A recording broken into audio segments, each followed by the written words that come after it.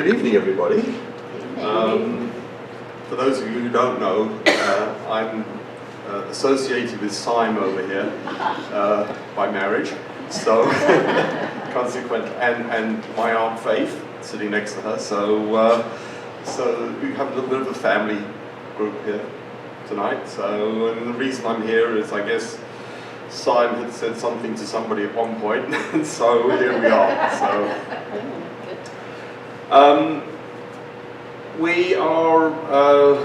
We're going to be looking at the first several chapters of the book of Exodus. And when I started thinking about this, I thought, what is the most important fundamental things from the Bible for our existence? What is the most important thing? What happened in this story of the Old Testament, which we call the Torah, that forms the basis of our lives? We obviously, some of us who understand from Abraham's time, we have the withholding of his arm by God for slaughtering his son, his only son, Isaac, as being a pivotal moment. And then Joseph moving down to Egypt to help out the Pharaoh at the time. Huge numbers of Israelites moved down to that area initially to work. They were welcomed in Egypt. And then of course we go on to the Exodus from Egypt, the wandering through the Sinai, or what we will learn may not have actually been the Sinai at some point.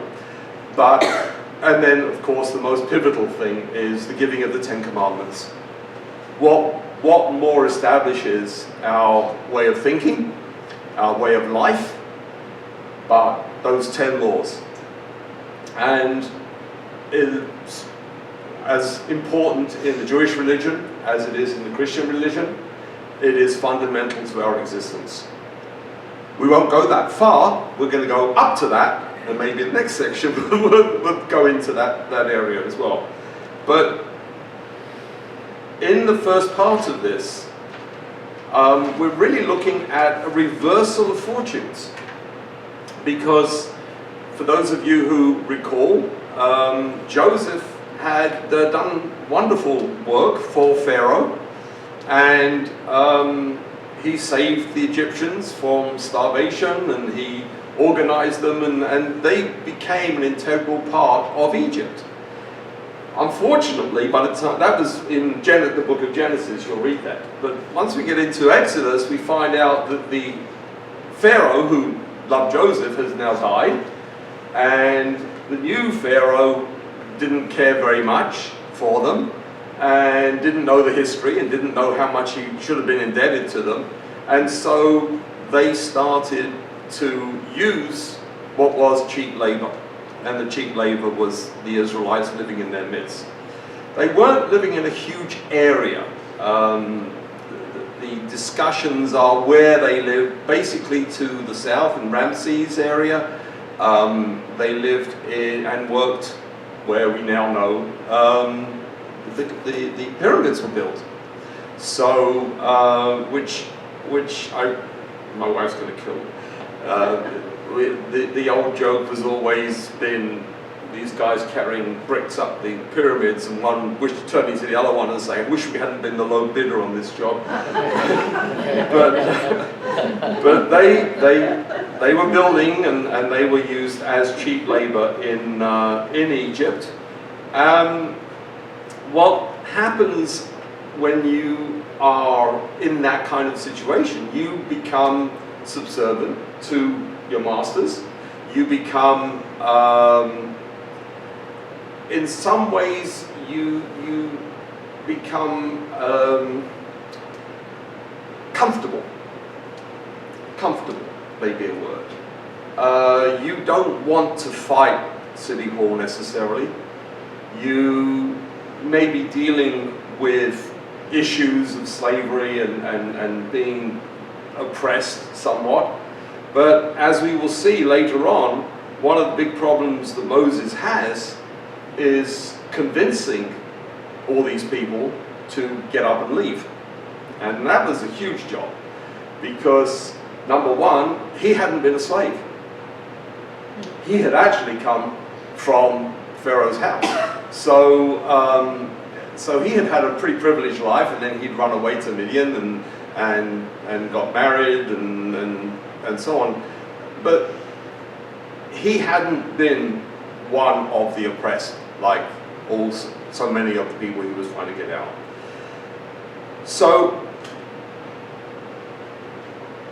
we read in the first section of this basically the reversal of fortune.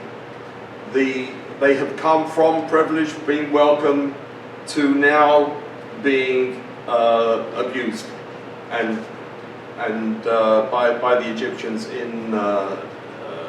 who were using them for cheap labor. The sages often refer to it, to harsh labor, as using soft words to get the most out of people. And this could, as we see later on, this could lead to some discussion about why people were reluctant to leave and they didn't want to leave. But they ruthlessly imposed on the Israelites the labors that they performed, and they made their lives towards the end pretty bitter. So Moses, there was a law that all of the firstborn males were to be slaughtered, and the girls were going to be saved of the Israelites. As it turned out, it was Pharaoh's daughter who discovered Moses in the bulrushes. We all know the story about how his, and there's a discussion here whether it was his mother or his sister that hid him in the bulrushes. But she took the baby and then got his sister to actually be his nursemaid. And he lived a privileged life in Pharaoh's home, in his palace. Excuse me. Before you go on, Valir, Yes. before you go on with the story, you mentioned something almost in passing, which was the slaughter of the innocents, so to speak. In my understanding of the ration, what do you feel was the Pharaoh's rationale for ordering that? There was a concern that they were going to become too numerous, too powerful, and therefore the Egyptians would be in the minority, and the Israelites would be in a position to take control. And so once Pharaoh realizes this, obviously the best way to do it is to kill the males. Yeah. That was the slaughtering of the firstborn male. We have on Passover, the day before Passover actually starts, we have in our religion what's known as the fast of the firstborn. And every Jewish male firstborn is supposed to fast on that day in remembrance of the fact that he was not killed. So I am the firstborn, I have to fast, my brother isn't, so he doesn't have to fast. So, but it's part of the observance of the whole holiday of Passover, because the Exodus and the passing of the firstborn and so on is all included in that. It was actually interesting that right at the beginning, we don't learn of Abraham's family. It's later on in the passage, it refers to Amram and Jochebed as his parents. And it also didn't refer to their daughter, who was born first, and then Moses, and then Aaron. So there were the 3 kids.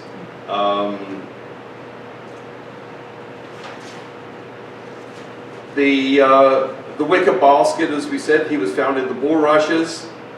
His sister Miriam was tasked with looking after him by the daughter of Pharaoh, and who had come down to bathe in the Nile and saw the basket with Moses in it in the bulrushes.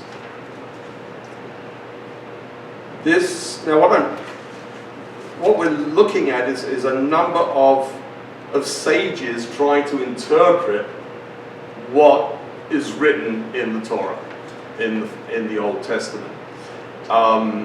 We'll come to many explanations as to how does God want to appear to these people, to everybody. He had been a God of justice, and now he was becoming a God of compassion, and that's pretty. It's pretty important when you look at the transition from Joseph's time to the time of Moses and the Israelites coming out of Egypt. And it's not uncommon for a leader of an oppressed people to come from a privileged background. You can think of Theodore Herzl, or Mahatma Gandhi, Martin Luther King Jr. These people were all privileged people, to a large extent, that helped those that were much less fortunate where they had been born, or who they had been born to, and their economic stability. Moses had gone off to hide in Midian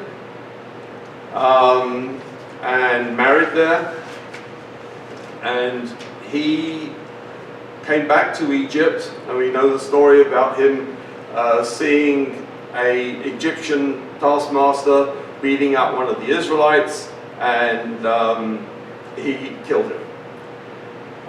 He wasn't given away by the Egyptians. Nobody from it was actually his own people. It was the Israelites who said, "Hey, we saw what you did." So there was already an issue. Now he's got to establish himself in this transition period where he has come back into Egypt. He has witnessed God, and we all remember how he witnessed God. I know you do. Burning bush. Burning bush.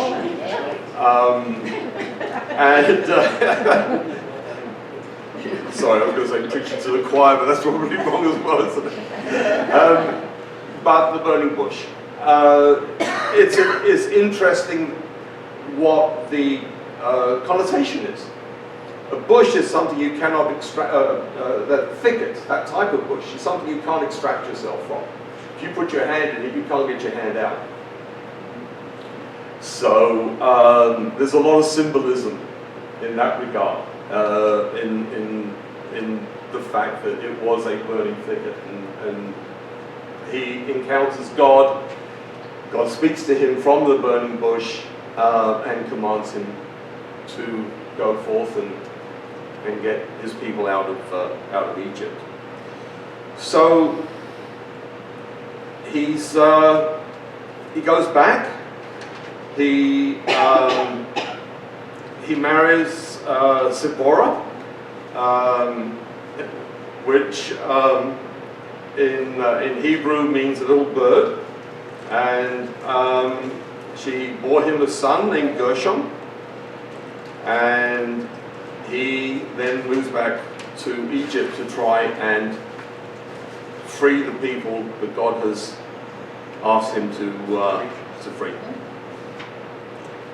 There's an interesting part in this which we were discussing earlier on, and that is that in the Old Testament it states when you understand the reasoning, it states that we should not own slaves. We should not enslave another human being. Which, as we were discussing earlier, is kind of interesting when you think about America being founded on Judeo-Christian beliefs, very solid beliefs, having such a history of slavery. But it is. It's one of those things that God has stipulated, and it was one of the reasons, obviously, that he wanted to get his people out of Egypt. So after the burning bush, this becomes a divine call.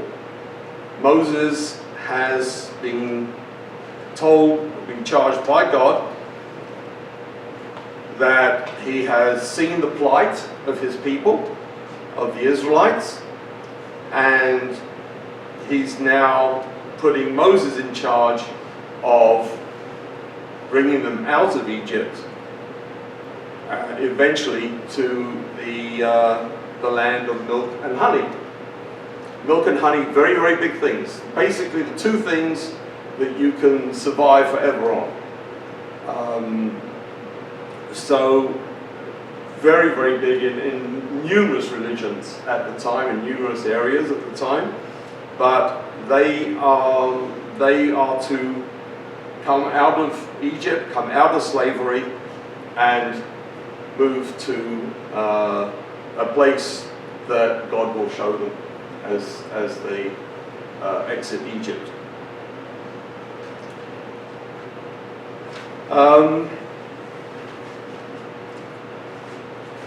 Moses is not very comfortable with having to go to Pharaoh and ask for the deliverance of his people.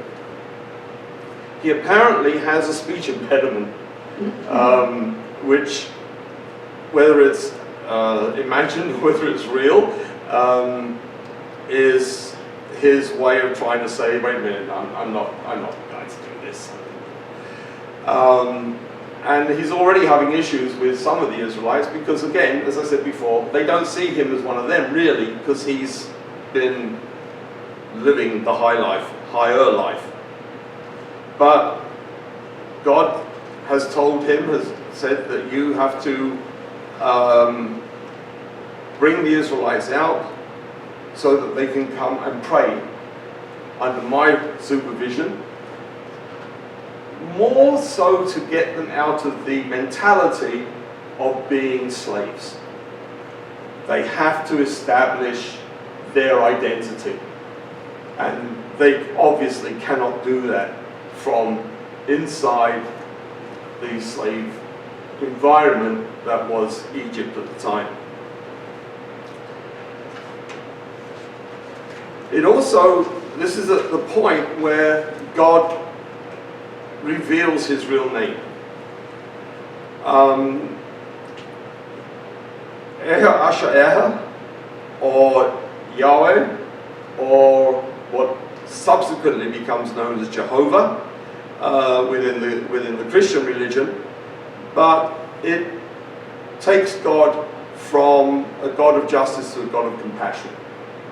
And he is now, at this point, expressing his compassion for the people. And so Moses has to pass that information and pass that on and gather the people to come and worship their compassionate God. Anybody with me so far? Okay. Okay. The Yahweh, so in English it's YHVH, Yahweh, which we would use as the literal translation. We used to use Adonai, our God, in the written text, but the Christianity translated it to Jehovah, which was similar in pronunciation to Yahweh, but it lost several modern attempts to correct that, and it has become the traditional way of referring to his name as Yahweh. Moses speaks to the people, and the next thing we know is he is approaching, or God has told him to go and approach Pharaoh, the leader, to allow his people to go into the desert for 3 days to pray with him. I think it was a bit of a smokescreen because, as we all know, it wasn't 3 days, and to gather that number of people, and there's a lot of discussions about actually how many people there were at the time, but they weren't all over Egypt. They were down in one corner of Egypt, and the shortest distance between 2 points, as we all know, is a straight line, and that's not where they went. They went, certainly the circle route would have been probably a better way to explain it, but there was a reason. There was a reason, and we'll come to the reason. I don't want to get ahead of myself, because if I do, I will become horribly lost. But Moses and Aaron go to Pharaoh, and they plead with him to let the Israelites go for a period of time to the desert and worship their God. As I said, Moses says he's slow of speech. The Jewish legend tells us when the infant Moses was sitting in Pharaoh's lap, he took off Pharaoh's crown. And Pharaoh, fearing that this was a sign that the child would one day take over from him, he devised a test. And the test was, he put the crown down and he put a hot coal down next to it. And as Moses was reaching for the crown, in which case he would have had him killed, the angel of the Lord grabbed his hand and moved it to the coals. And he burnt his fingers on the coals. And he put his fingers in his mouth and burnt his tongue, which is why we learn that he was slow of speech. And so yes, burning his fingers, but put them in his mouth, and so I'm slow of tongue refers to the fact that he had damaged himself. You know that? You knew that. No, I've never. There you go. So, I'm sorry to interrupt, but you might want to explain that you copied this from your Talmud. yes. Yes. Explain that. What I'm referring to, the way I'm reading it, I'm not sure you can all see that, but this is our Torah. So it's in Hebrew with English translation, and then the sages have decided what it actually really means.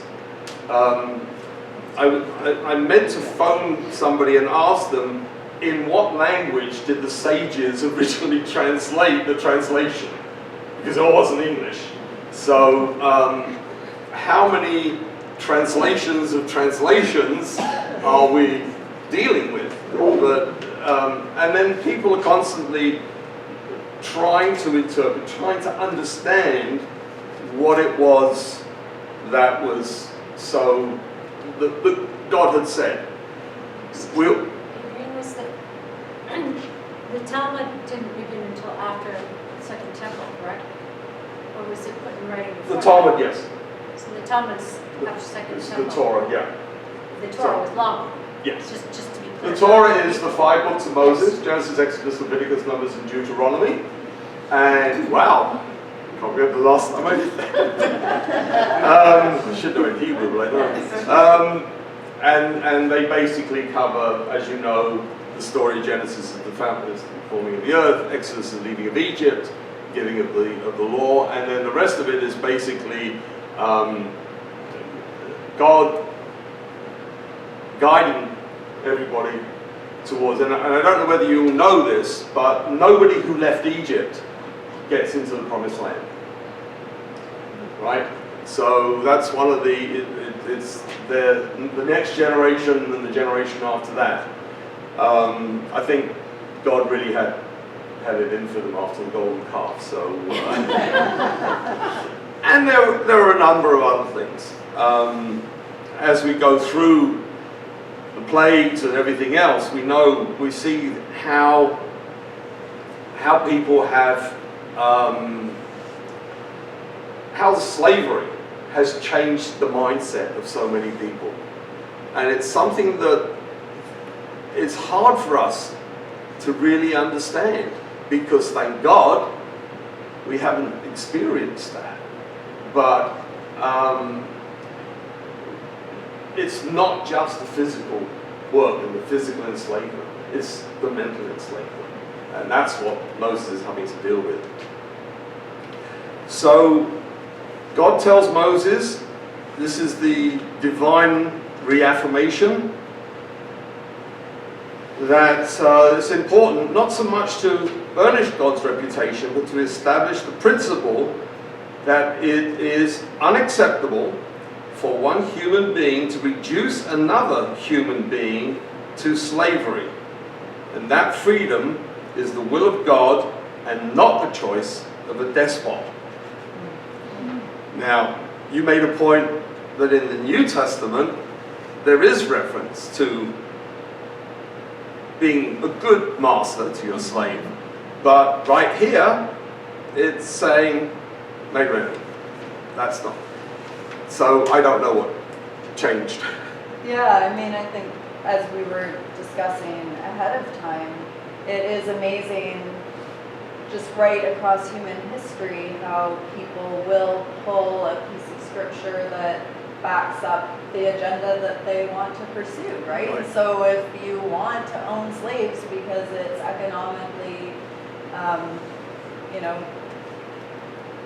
to your benefit to do so, then pulling this piece out of the New Testament that gives instruction about how you're supposed to be a good master, gives you that proof test that you need. But it is in contradiction to what is clearly Yeah. said here. Now again, that's one of the sages who's, gone through this and come up with an interpretation, but it's there. That's In the New In the Testament. Talmud, that's not in your In the Torah. Yeah. Is it in the Torah Yeah. or is it in the Talmud? Oh, that's from the Torah. That's the interpretation of the Torah. Yes, and the interpretation of the Torah Right. is not in the original Torah. No, Right, Well, just to be clear for everybody. it depends on how you read. Yeah, Yeah, okay. it's not, it's an interpretation. It's an interpretation of what God has. Yes, so it's the Yeah. Commentary. Talmudic scholars have written Yeah. this. Commentary. Yes, a Commentary. commentary. Yes. It's a commentary And on I think Torah, in the New yes. Testament times, I don't know what the percentage would be, but people would be enslaved for a shorter period of time. They maybe get into debt and they can't pay their debt off, so they enslave themselves to somebody for a certain number of years, which is completely different than a permanent Right. slave. Yeah. And I don't know for sure what that time period would be, but not that I'm condoning it, I'm just No. saying that maybe that the reason that they thought it was more okay than it was in this period. Well, I mean, don't forget, we're looking at a world thousands of years ago Right. that was very different than what our world is and what our mindset And is. there are a lot of people today in this world who are enslaved. Yes. And they're not officially slaves, but they have no freedom. Exactly. I'm curious though, is that considered binding in the Jewish faith?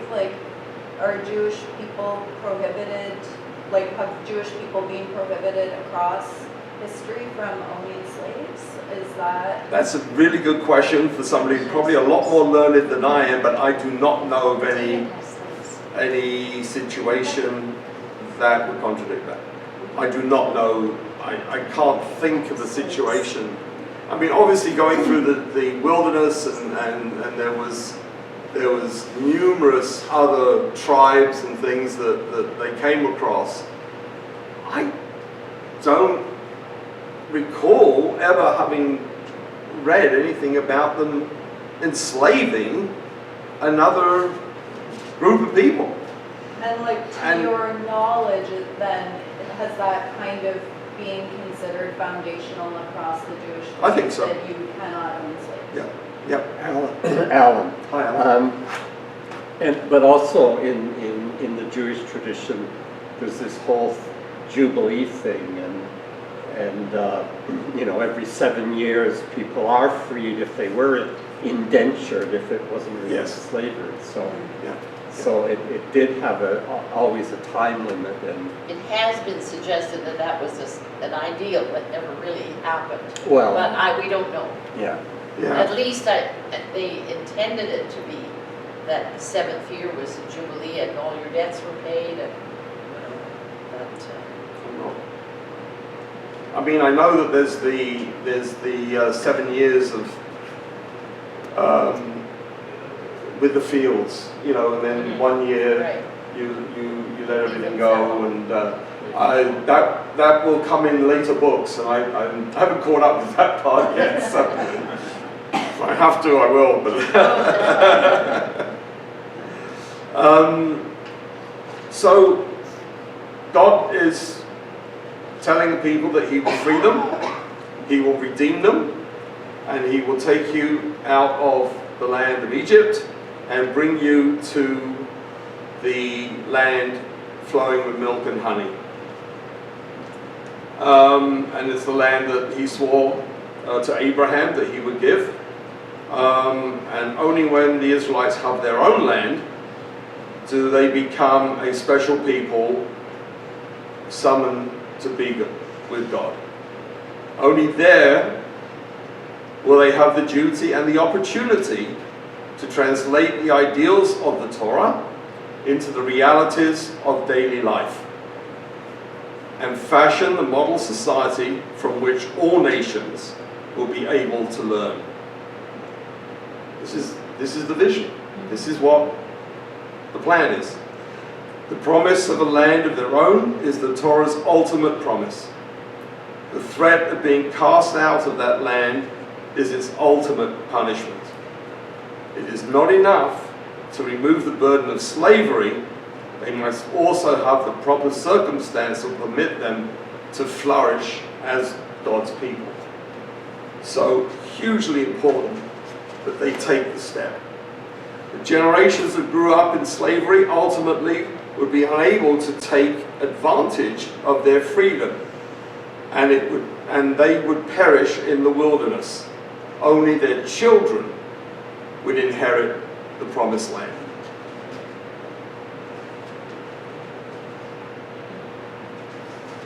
So we have it all set up. God is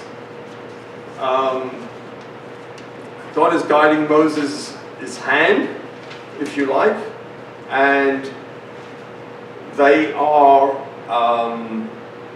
to go to Pharaoh, and they are to plead for their people. Not that he has got the full support of his people yet, but he's getting there. And that's part and parcel of what happens over the next section. The next section is a very long section because it talks about all the plagues. I'm not going to go into each one individually, but I would ask my learned friends here, how many years between the first plague and the last plague? My gosh, put on the spot. I actually meant to call somebody to ask them whether they had an idea. Yeah, I don't Is know. it- And it's interesting because, and the only reason is because How many? Sorry, no, Oh. no, it's just, Um, Iraq says a bit. I mean, we all know about the first plague and the staff turning to a snake, and then the court jesters all come in and their staff turns to snakes and so on, serpents.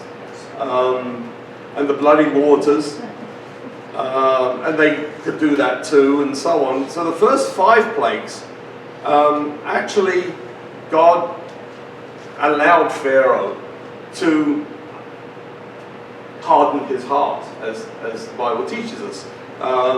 He said, okay, yeah, no, I'm not letting him go. Change my mind. No. The third plague, which is the one that I'm finding interesting, the third plague was the one where it was vermin, pestilence, and all of the animals were killed. Right? That's what we're told. So the question, the reason I asked wasn't because I'm being flippant, is the last plague was the killing of the firstborn, including the animals. That's right. Yeah. Where do they come from? If they had all been killed when the vermin hit, what was left for the vermin to kill the animals when the killing of the firstborn happened? I don't know the answer. Oh, you don't know? I don't know the Oh, answer. I was hoping somebody here would. Oh, okay. So, My name's Chuck. It could be time. Because the question you asked earlier, how long did this take? exactly. It could have been time. I also noticed that the animals of the Israelites were spared, Yes.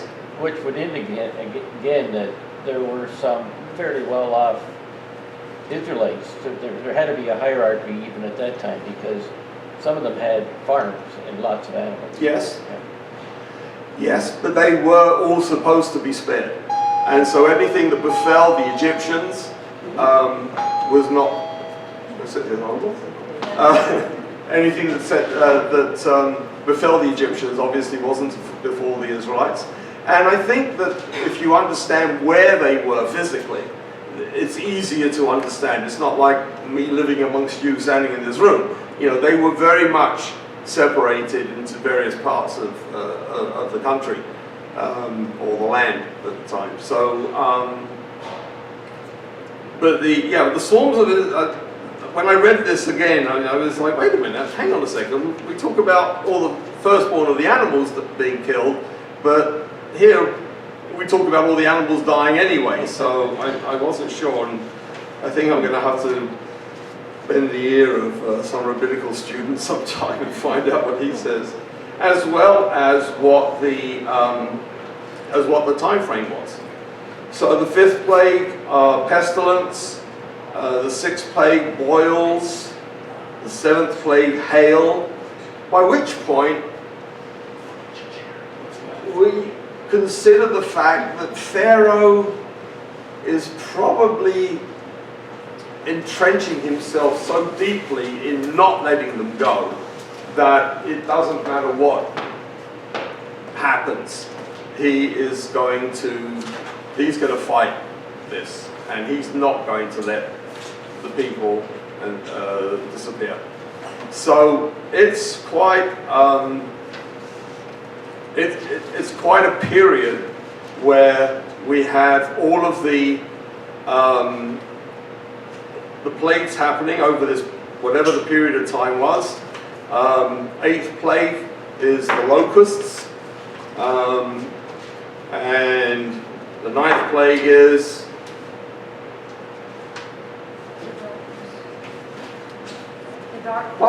darkness. So,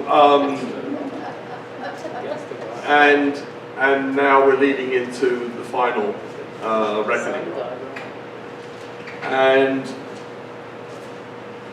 again, if each time Moses comes back to Pharaoh, each time he reneges after saying that they can go, he then changes his mind, and we now finish up with the final assessment. The final assessment, the 10th plague, is one of those, the daubing of the doorways to all the Jewish homes is fundamental here because it's the angel of death who passes over Egypt. And the angel of death, wherever it sees a blood-stained doorpost and what's the thing on top? Lentil thing. They know that's a Jewish home, and it passes over the Jewish home. This final plague probably was not so much a matter of Moses going to Pharaoh and saying, okay, you know, how much more are we going to do? But Pharaoh saying, get out. We want you out. Our people want you out. His people wanted them out. And initially, and there's lots of discussions about how many Egyptians sided with the Israelites, and a lot of them actually went with the Israelites to get out of Egypt, because after what we have seen with all the locusts and the boils and the darkness and everything else, it's not a great place to go for a holiday. So they wanted to leave as well. A lot of them, they gave a lot of their gold and jewelry, and actually that's what the Bible says. We will never know whether it was coerced or whether it was actually given freely.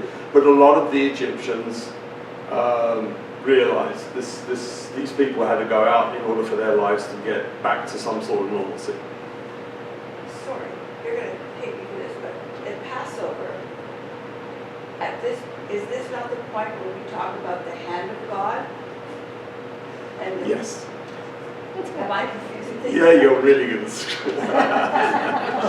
But I think that's important to share. Well, unfortunately, I should have brought Haggadah with me, and well, maybe we'll do that. We'll do a Passover service. Yeah. But at Passover, Last Supper, we have been told in the Torah that we commemorate this every year. And we can go back as far as the time of Jesus, as that was what the Last Supper was. A lot of people now, there are a number of people that don't necessarily agree with that. But when you look at the timing and everything else, it does make a lot of sense. But we are commanded in the Torah that we must commemorate the departure from Egypt every year. And we commemorate it in several ways. We've actually stopped going out and killing goats and daubing our doorways with blood, but there are certain foods that we eat as a commemoration. And then, of course, the most common that you'll probably all know is matzah. Matzah is unleavened bread. It's yeast that hasn't been risen. And because they left Egypt in such a hurry, they didn't have time for the bread to rise, so they got crackers instead in bread. So we commemorate for a period of 8 days, period of Passover. There are a number of rituals that happen. First of all, we clean out everything in our house that is not kosher for Passover. So it's always a good time for non-Jewish people to come and visit Jewish people because they get lots of food.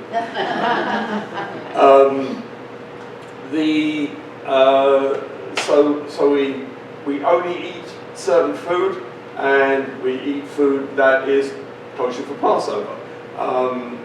You buy it in the stores. It has a special sticker on it. It means it hasn't come into contact with chametz, what we call chametz, which would be bread, or anything that is not kosher for Passover. It has been prepared, it has been made specifically for the Passover festival. We start the week of Passover with a Seder night, actually 2 in the diaspora. We have 2 Seder nights. The Seder is basically the reading of this section, abbreviated version of this section of the Torah. of people gathering together, the plagues that come and befall Egypt, and then getting out of Egypt. We read the story, and I don't know whether everybody knows, but there's only three rules you need to know about a Jewish holiday. Right? They attacked us, we won, let's eat. That's it. Once you have that down, you have basically every Jewish holiday in a nutshell. So, but the time has now come. Moses has managed to get everybody pretty much on side, and now they are going to get the heck out of Dodge. Yes. Well, sorry, just a couple steps ago. First of all, I'm really struck by that idea that Egyptians left with the Israelites. Mm-hmm. It makes a lot of sense, but that never crossed my mind that there would be kind of this mass exodus of both kinds of people. Not huge numbers. I mean, the Egyptians, they say in here, which I find the passage, that they were basically an even split, 3. So there was the ones who bemoaned the fact that the slaves are gone, ones who were acquainted with and knew and had a great disposition towards the Israelites, and then those in the middle. Yeah. So the ones who, in fact, it was the ones who were really upset that all the slaves had left that basically got Pharaoh garnered up and to chase after them. So it's interesting the way it's worded that the Egyptians gave them their trinkets and jewelry and dishes and pots and pans and whatever. Did they know they were going to be more than 3 days in the desert? I'm not sure. I'm not sure DHL would get them back to them in time, but they were gonna have them. So if there were a number that were going to go with them, then that may very well be. So and then the last act, of course, is of course the final plague. Interesting enough, every Jewish holiday, I don't, most of you probably know this, but every Jewish holiday starts at sunset the night before, whereas your holidays start the day of, right? And that's why Israel counts by the new moon, and each month starting a new moon emerges. So it's the new moon that is, because the sun is kind of never changing, but the moon does. So that's how they learned the cycles. And God showed Moses the silver of the moon.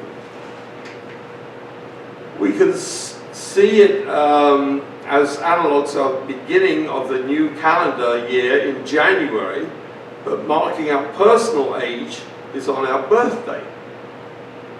Thus, for instance, Rosh Hashanah, the Jewish New Year, is actually in the 7th month of the year, and Pesach, the birthday of the people of Israel, is in the spring. So Rosh Hashanah is celebrated September, October. It moves every year. It drives my wife nuts, but it does. And Passover, much like around the time of Easter, is in the springtime.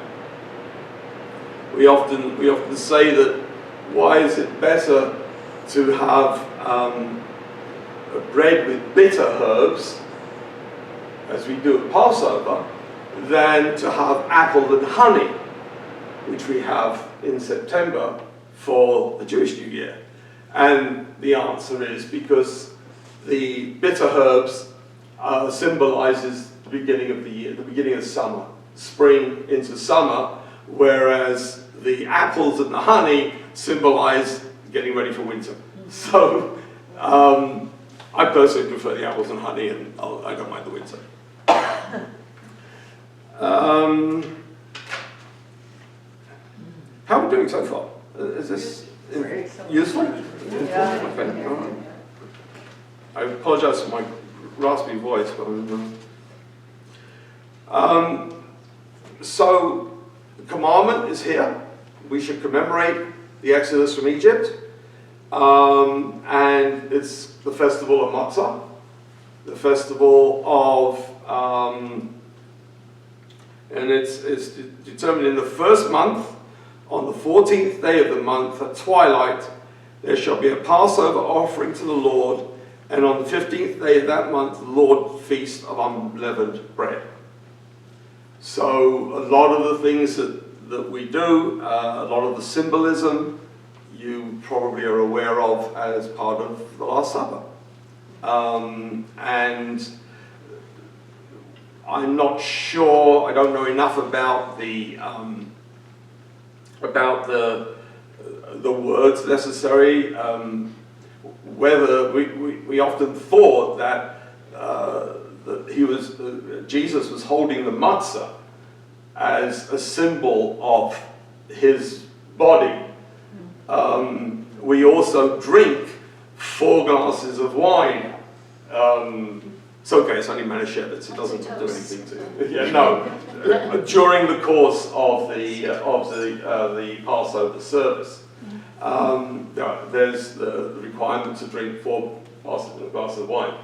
Unlike another festival called Purim, where you're supposed to get so drunk you can't tell the difference between Haman and Mordecai.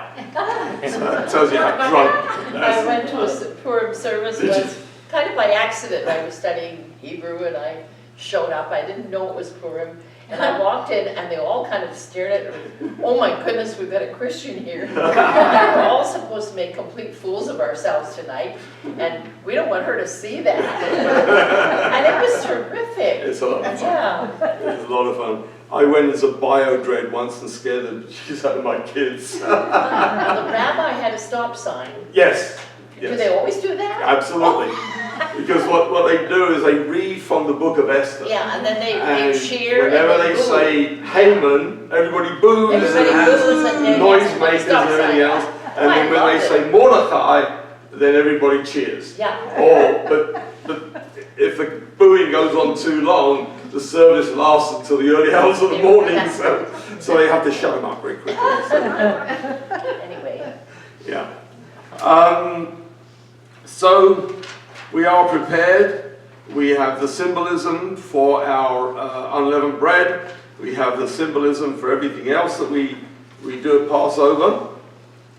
And what is determined in here is when your children ask you the origins of the Seder, you must have children present. You must pass on. This is your requirement as a parent. This is your requirement as a Jew, to pass on the story to the children and the grandchildren. There's a wonderful section early on in the Passover service where the youngest child, sitting around the table, asks 4 questions. And it's customary for the youngest child to do that, and then it's customary for the parent or the person leading the service to answer the 4 questions. Why is this night different from all other nights? Why do we eat bitter herbs? Why do we lean while we're eating? And so on. It's the 4th one. But we learn by tradition. We learn by each year. We will recite the service. We will enact. There's what's known as a Seder plate, which has certain foods on it. Each one is indicative of what we're commemorating. I would say celebrating, what we're commemorating. And so the service is very much, I mean, it's probably, I would say there's probably more Jews that observe Passover, which isn't a major festival, than Rosh Hashanah and Yom Kippur, which are the big ones. Because it's a time. It's also springtime. It's time to start the the year, the summer months, and we tend to really try and present that time of the year as a good time for family gathering. Spring, winter's over, we've had enough, no more snow, sometimes, but so passing it on to our children, passing it on to the next generation and the generation after that is absolutely fundamental to our beliefs and, quite frankly, all beliefs. How do we teach? You know, the parents, grandparents teach the children and grandchildren. And in some cases, my sons learned from their grandparents, not so much Passover, but they would talk about Holocaust, because they were survivors of the Holocaust. And that would be information that they would have. You know, it's getting harder and harder, as we all know, because there is so much out there that says it never happened. And you've got to be careful. You don't want to overplay, but you also they need to understand. According to the Midrash, which is a book of commentaries, this is coming back to there were three kinds of people among the Egyptians. 1/3 wanted to keep the Israelites as slaves, and they died in all the plagues. A second group supported Israel's bid for liberation and rose in revolt against Pharaoh and his stubborn policies. These were the Egyptians who gave gold, silver, and jewels to the Israelites as they prepared to leave. Their lending these gifts to the Israelites was part of the public nature of the Exodus. The Israelites do not sneak out furtively under cover of darkness. The third group of Egyptians celebrated the Passover with Israel and then left with them. As we read, a mixed multitude went up with their own. That's from the book of Exodus, chapter 18. Excuse me, is there any connection with all the jewelry given at the Passover to the golden calf that we hear about later on? I often wonder where they got the gold in the middle of the desert. No, because the Passover goes up to the crossing of the Red Sea. The Passover service. I'm waiting for somebody to yell at me. It goes up to the parting of the Red Sea. The golden calf did not happen till sometime later at Mount Sinai with the giving of the Torah. But my question is... Not the giving of the 10 months. My question was, where did they get the gold? Was this gold the gifts of the Egyptians? Yes, they melted it down. There's a wonderful book that Simon and I treat like a Bible, I suppose, in a way.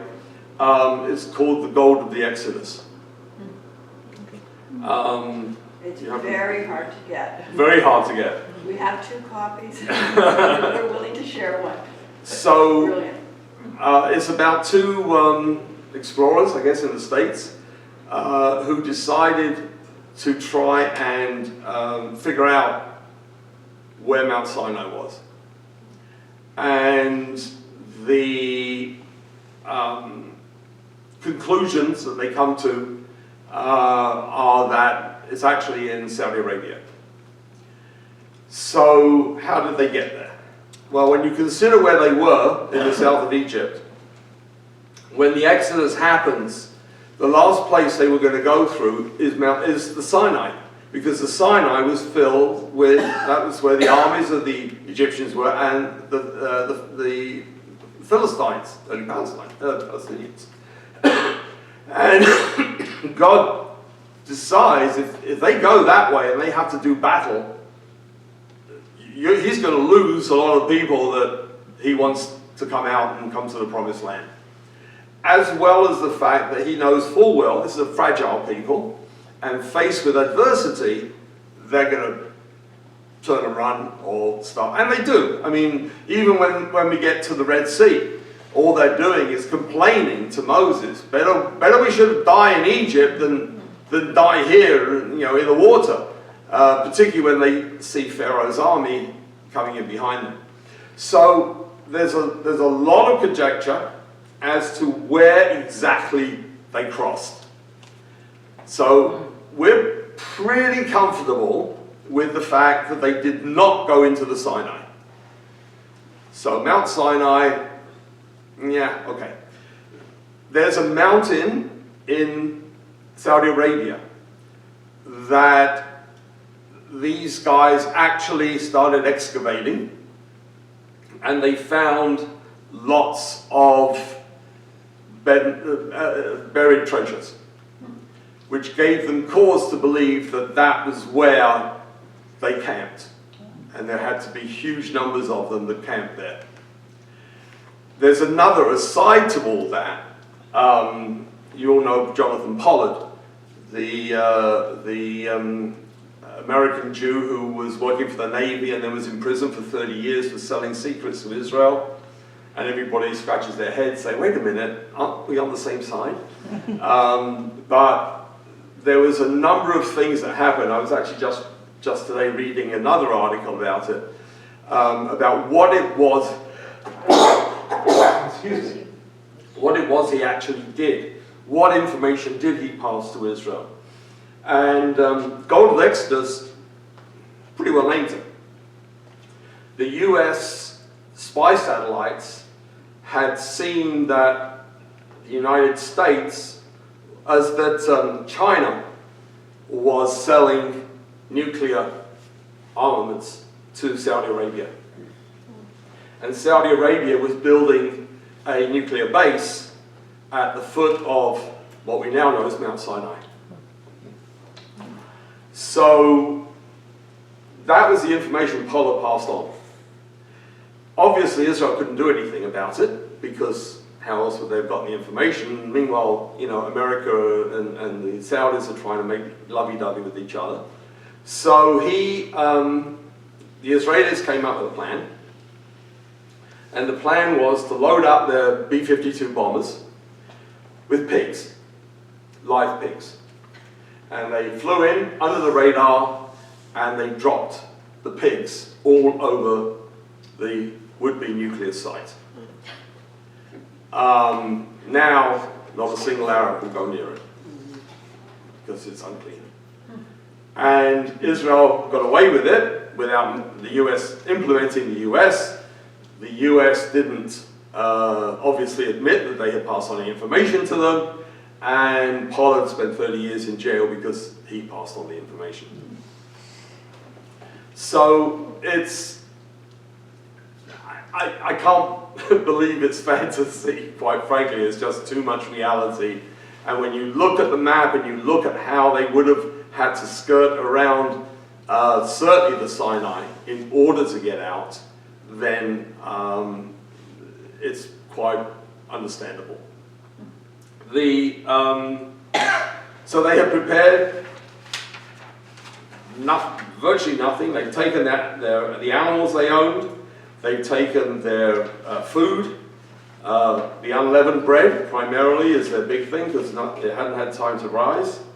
And it is every day we as Jews have to recall the Jewish history began with God's intervening on behalf of an enslaved people and leading them to freedom and ultimately giving us the Torah.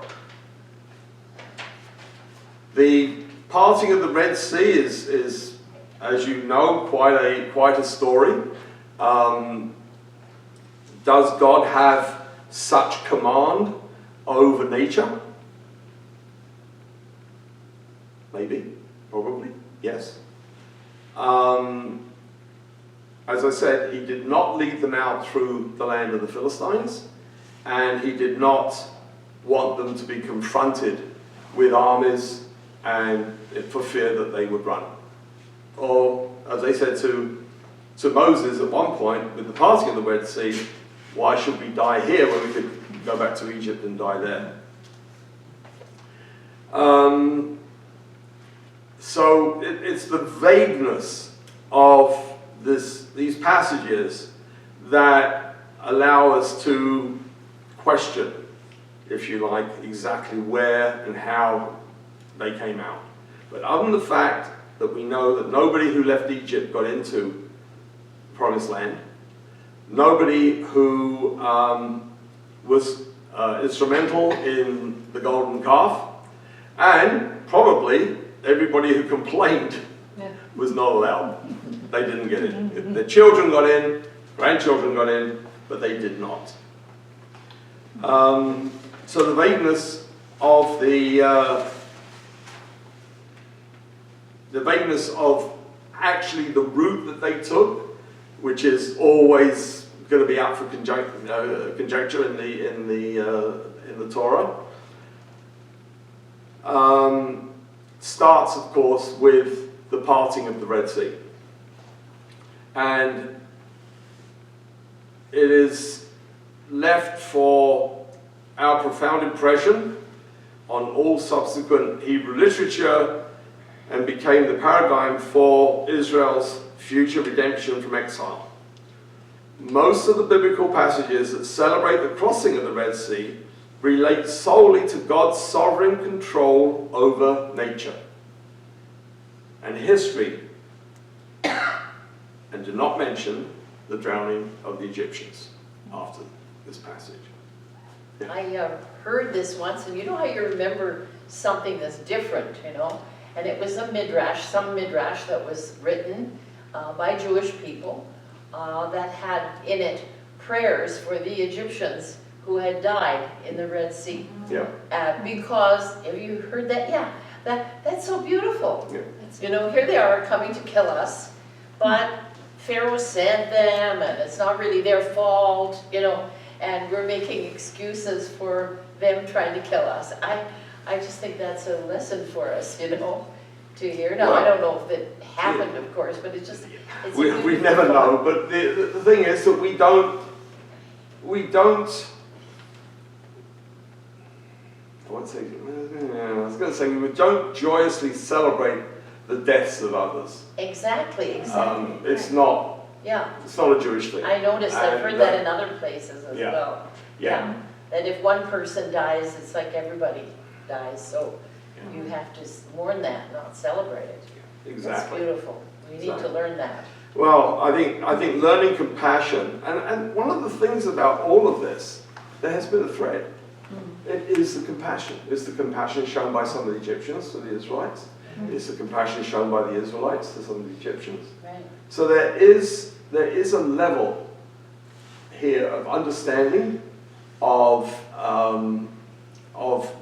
making sure that the societies within which we live, we can coexist harmoniously.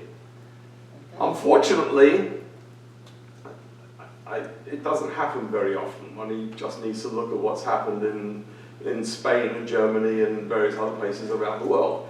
But you know, it's got to happen. In order for us to live harmoniously, we have to live harmoniously with other people.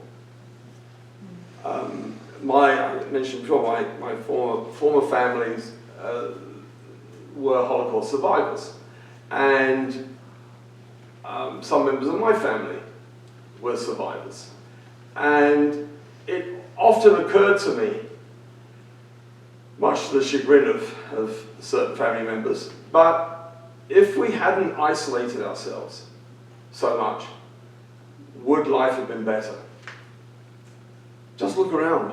Just look around our world today.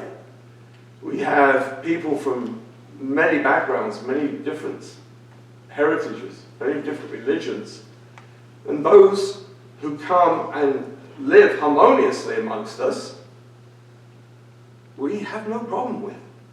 Those who come and try and change the way we live, that's when the problem starts. That would work, except that then there wouldn't be any Jews at all, or any, you know, it's because you keep yourself separate in certain areas, eating or marrying someone of your own, then then you exist. Once we all get assimilated, we all exist, but we're not that specific thing anymore. That's true, but we still we can maintain our identity without shoving it down people's throats.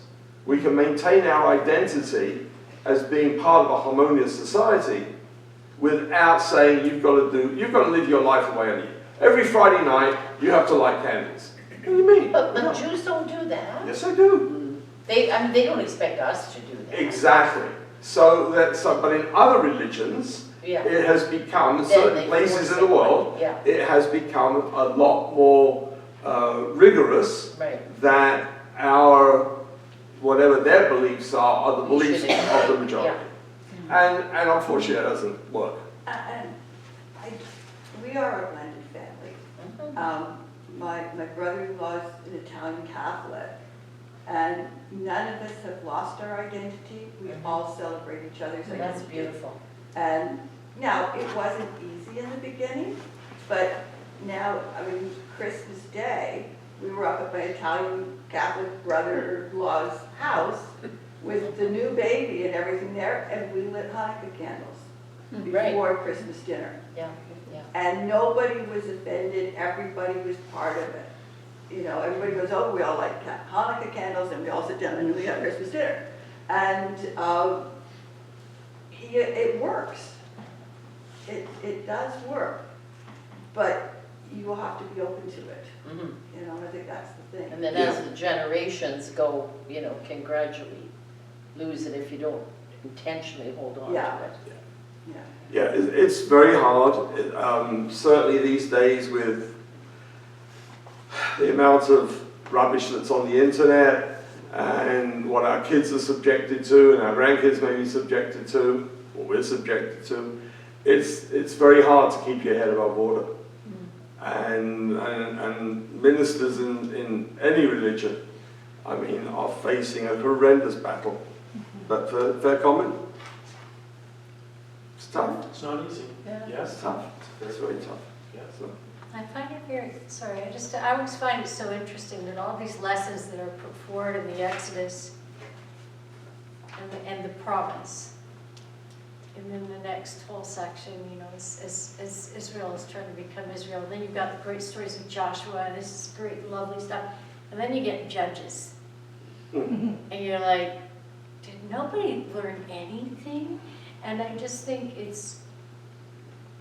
we are, as human beings, are just almost doomed to repeat ourselves with these lessons. And to me, that's why the story of the Exodus and the Passover and the compassion and the bonding of families and community together, in one sense, is so important to pass along the story. Because we are going to just keep messing up, and we're going to keep getting hit with plagues, or we're going to end up with leaders like they had of Judges, and then you have to do it all again. Yeah. Well, that human folly is a thread that runs through the whole Exodus story as well, in such a terrifying, tragic way, because there's so many points where Pharaoh could have made a different decision and spared his people, just horrible heartbreak and loss. And I just remember as a kid, I could not believe after the loss of the firstborn that he went back for one more round, and pursued them into the Red Sea, and then was the leader of one more round of just death and destruction, and this stubbornness of trying to hang on to something wrong through this whole story that just ends in destruction over and over and over again. There was an interesting piece I read that Pharaoh survived the Red Sea and was repentant. Really? And, oh gosh, so the story is that when he gets to heaven, or whatever heaven is, and other people are doing similar things to what he was doing, his comment is, "Didn't you learn anything?" Yeah. You know, and it symbolizes the time, and I don't know whether, you know, we do learn by those mistakes because we're making them constantly. Well, that's part of what makes it such a rich story too, is that it feels so true in all of those different respects, because these are dynamics that Yeah. we recognize in ourselves. Absolutely. This is not just a one and done story of human folly. It is like representative of what leaders cling to time and time and time again to their people's peril. Like Yeah. holding on to this ridiculous notion of power and like, I will call the shots above all else, above like their own people's well-being. But that's a story that keeps playing. Yeah. I've always found it interesting, or I've pondered why a certain number of the Egyptians gave all these treasures to the Hebrew people when they were about to leave. You know, they talked about giving them jewelry, and I couldn't figure that out. But then I had never really thought before this evening about, well, it sounds as if a lot of the Hebrew people didn't really want to leave. They were comfortable in their slavery, and so I'm wondering if they were some of the Egyptian people who were convinced by the plagues, and so they gave them money to leave. Yeah, That's exactly, You know, that's exactly, because the end of it was a Pharaoh bribe. tells them to go. Yeah, it was a bribe for Yeah. them to leave. Yes, Because that helps me to understand why they would give them all that right. stuff. Yeah. It's bribes, Please go. you know, take this and Please get out. go. Yeah. Yeah, Huh. Well, and especially after all that destruction, like the other way that the story could have gone, just further to that point, is like the Israelites could have staged an uprising and then just taken over Egypt, right? Like after the Egyptians were so weakened by all of these plagues and by losing their firstborn, and like we had learned at the beginning of Moses' story how prolific the Israelites were about populating. right. Like that could have been a concern, is like we're weakened and now they can take over. I think that the theme is that they want out of Egypt, they want into their own land. Yeah. They don't want to take over Egypt. But as you said, like Moses had to kind of convince them of that. Well, he had to convince them that there was a better way, because when you've been living in slavery for so long, Yeah. you know, it's hard to sometimes for people to realize that there's something better out there. Better the devil you know than the The one devil you don't know. Exactly. And that's like the lament that keeps coming up all through the 40 years with that complaining. Yeah. It's like, why did you Oh, take us over? we're always there? complaining. Get Trust better me, food we're back always there. complaining. We had better food back there. Yeah. I can see it in your presentation, the humor in you. And it always has been a mystery to all the trials and tribulations of the Jewish people and the Jewish nation, that they produce more comedians than any other. I mean, you just go back through the history of all the comedians, and so many of them are Jews. Yeah. And they see the world in a way, and they find humor in it, which I think is absolutely amazing. Well, you have to. Yeah. You have to. You have to, right? I found an easy way to make a living. Maybe that's what it is. It's not easy. No, but At least the hell of working over a lathe or anything, so. No, there are, I mean, yes, there's an exorbitant number of Jewish comedians, but I'm not sure where it comes from, but my wife tells me that my sense of humor probably should have been left at the door, but Wives say that to all of their husbands. Well, I hope this has been Yes, thank you. informative and fun. Yeah, thank you so much.